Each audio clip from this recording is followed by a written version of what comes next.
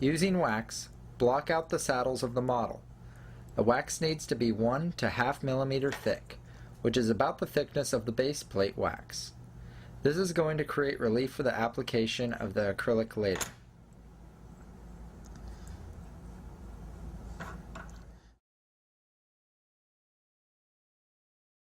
Notice the extra large tissue stops cut out of the wax relief.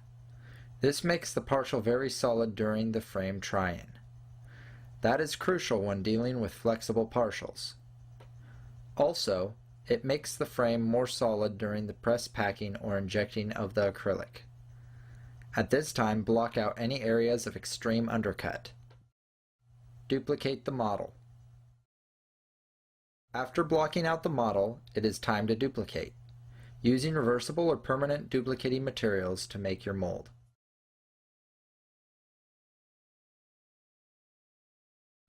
Pour up duplicate.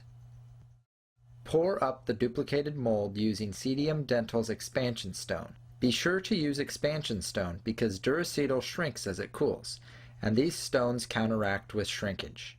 If a more passive fit is needed, like with a night guard, CDM Dental has a double expansion stone.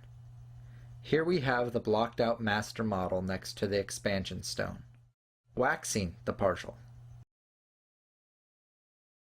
Place 12 gauge sprue wax about 2 millimeters below the blocked out saddle areas.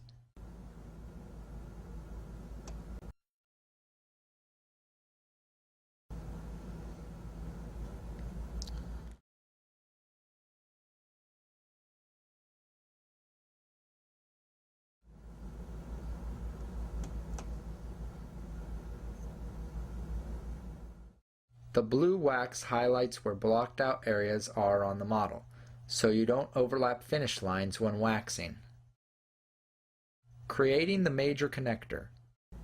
Place 12 gauge sprue wax along the lower half of the major connector and seal down onto the model.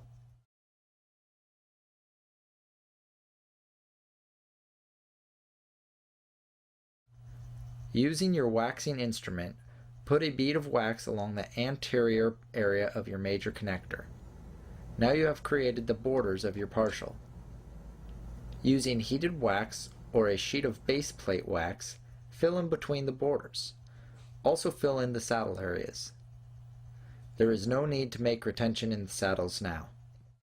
Waxing major connector. You want the thickness of the major connector to be no less than 1 millimeter thick and no more than 3 millimeters. Notice that the blue rope wax is still visible. Using the blue wax as a guide, now define your external finish line with no worry of overlapping the internal and external finish lines.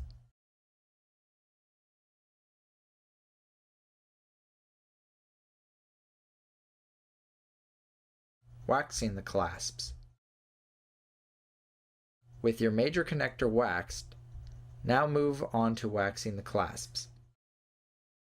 About 90% of the time, the clasp will be placed at the gingival of the tooth, but if there is an extreme undercut, you will need to move the clasp higher on the tooth. Place 12 gauge rope wax to form your clasp. The thickness of the clasp is only for processing. Once the clasp is processed, it can be reduced. With hot wax, seal the rope wax on the tooth. Waxing the rests. With wax, fill in the areas requiring rests. Wax the rests thicker than needed before processing. They can be reduced after processing. Here is a completed wax-up.